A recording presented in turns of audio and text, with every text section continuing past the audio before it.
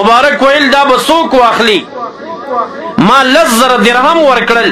مبارک مخې ته واچول، داسې لاس یې پکې ووهه، بخ بخ لعثمانه، واه حضرت عثمان رضی الله تعالی عنہ د دنیا په روپو جنت کې محلونه واخیستل.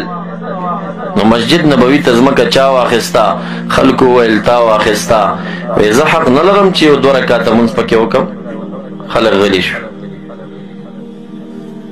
وی مسجد نبوي شریف ته مخامخ چې کوم کوی د یهودیو مسلمانانو ته به خوږې اوبه نه ورکولې. مبارک وویل چې دا به څوک واخلي؟ هغه کوی پیسې او قیمت چا خلاص کا؟ خلکو ویل تا خلاص کا. وی زه حق نه لرم چې یو ګیلاس خوږې اوبه وڅکمه. ما ته 40مه ورځ ده چې د عربو د مدینې د بعضې کویانو هغه ترشي اوبه راته میلاویږي. خلکو به سرونه ټیټ کړل. آخري شپه راله، د ماښام په ټیم حضرت علي کرم الله وجهه ورغی. بیا ورته سوال کوي، زه سوال کوم بهر ته نه خبر، بلوه جوړه ده په شهادت دې رسئ. سوال درته کوم دا وطن پرېږده. هغه بیا قسم خوري د رسول الله مبارک ګاونډ نشم پرېښودی او شهادت قبلوم دلته. حسنین مبارکانو ته وایي مشکونه په اوږه کوي. تاسو اهل بیت نبوي خلک ستاسو قدر کوي. څوک در باندې ګزار نشي کولی. په ډاډه زړه باندې ورشئ او لږ اوبه ورته دننه یوسئ. ماښام په ټیم هغوی مشکونه په اوږه کړل او اوبه یې وروړې. 40 ورځې بعد حضرت عثمان ذوالنورین رضی الله عنه د مدینې خوږې اوبه وڅښلې. چې شپه شوه حسنینو مبارکو ته حضرت علي کرم الله وجهه وایي تاسو باندې څوک درتلی نشي، په دروازه کې پیره ودرېږئ. د شا د خوا نه 2 کسان راپورې وتل، په دیوال راوختل. د قرآن کریم تلاوت ته ناستو او دا ولې سفارې د فسیکفیکهم الله وهو السمیع العلیم دې آیتونو ته رسېدلي وو چې یو کس تربوزه کې وهلی و او د ده دې ږیرې ته یې لاس واچو، سپینه ږیره یې وه، دا یې داسې ونیوه. چې ده ورته داسې وکتل، په هغه رعب راغی او د رعب سره د هغه تربوزک پرېوته. بیبي مبارکه حکایت کوي چې محمد ابن ابي بکر و، د ابوبکر صدیق صاحب زوی هغه محمد و چې چا باره کې د قتل فیصله خو نه وه کړې، یو منافق جوړه کړې وه. بس دومره یې وویل. قرآن کریم تلاوت ته ناست، یوه بیبي ورسره وه. هغه د ږیرې نه داسې ونیو، تا هغه څوک چې زما د قتل فیصلې کې. ده ورته دومره وویل دا ږیره پرېږده، که ستا پلار صدیق اکبر رضی الله عنه ژوندی وی هغه به هم د دې ږیرې قدر کړی وي، او چې کله دنیا کې ژوندی و نو زما د ږیرې لحاظ هغه هم ساتلی دی. په دې خبرې سره محمد باندې لړزه راله او دا ږیره یې پرېښوده. دې ملګري ته یې وویل چې ما خپل حق معاف کړی دی، زه دې کار کې شریک نه یم.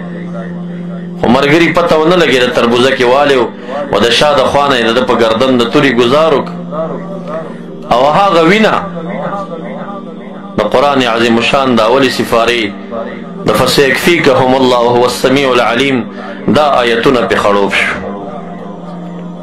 مبارک په شهادت باندې ورسېد. او چې کله مبارک دته د بیري عریس په غاړه مبارک ناستو او دی رادننه کېده او پیردار ته یې وویل وی څوک دی؟ اجازت غواړي. وی څوک دی؟ وی عثمان ذوالنورین رضی الله عنه دی. وی ابشره بالجنه، د جنت زیری ورته ورکه. علی مصیبت تصیبه عند الموت، په وجه د هغه تکلیف باندې چې د مرګ او د شهادت په ټیم به په ده راځي. دا اخبار د غیب مخکې نه مبارک درته کړي و.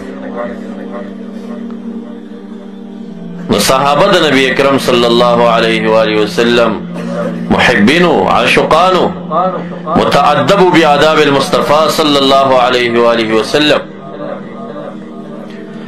حضرت سعد رضی اللہ تعالی عنہ فرمائی مونږ د مبارک نه به داسې ریدو چې ما څومره عمر ورسره تیر کړی دی، ما د ده مخ مبارک ته داسې پورته نه دي کتلي. همیش به چې ولاړو ما به خپل شراکې نعل ته کتل، ما به د نعلینو تارونو ته کتل، د حیا نه ما بره نه شو کتی.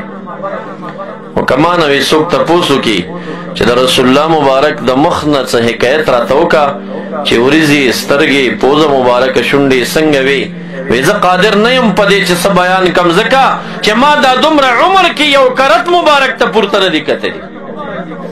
دا حیا او دا ادب په دوی کې کأن علی رؤوسهم طیر، د دې په سرونو به مرغانو. دا هغه حیا او ادب چې په دوی غالبو مجلس کې به ناستو، ځمکې ته به یې کتل، ده ته پورته چا کتلی نه شو.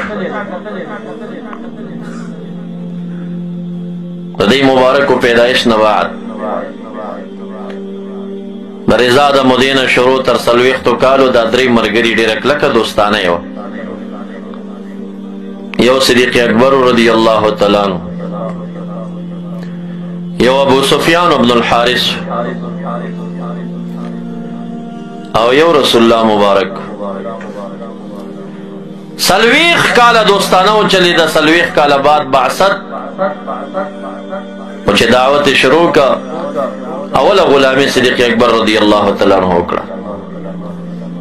او هغه دویم ملګری ابو سفیان بن الحارث چې د تره زوی و، هغه داسې دشمنی اعلان کړه چې شاعرو په شعرونو کې به دې مبارک پسې څه ډېر څه ویل.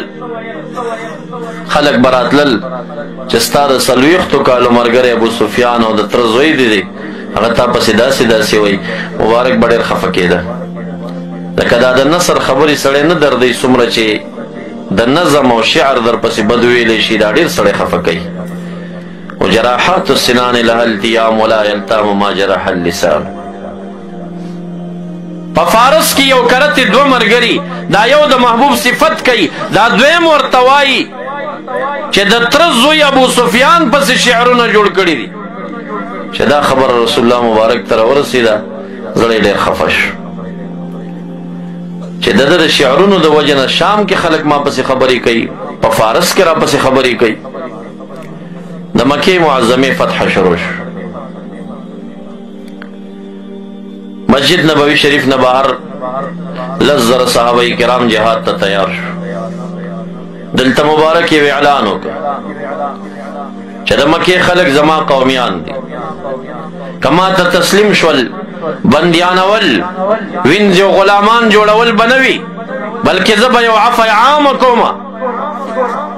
البته 13 کسانی په نوم باندې یاد کړل چې دا د کعبې مبارکې په غلاف کې ځانونه تو کړي، بیا هم ترې سټونه پرې کوي. نه یوه نامه یې پکې د ابو سفیان بن الحارث واخیسته، دا کومې چې د تره زوی و، 40 کالو یې ملګري و، او بیا پسې شعرونه جوړ کړي وو. وی دا ابو سفیان بن الحارث د کعبې په غلاف کې کتاو شوي، دا به وژنئ. د الله رب ذوالجلال شان ته ګوره، مبارک دا اعلان کوي چې دا به وژنئ، پرېږدئ به نه. او دلته چې شپه شوه، الله رب ذوالجلال د ابو سفیان بن الحارث په زړه کې د دشمنۍ په ځای محبت او عشق واچول. سهار چې راپاسې د بیبي ته وایي زما په زړه خو څه چل شوي. ولی؟ وی ما چې څه حج وی بیان کړي دي، زه ډېر پښیمان یم.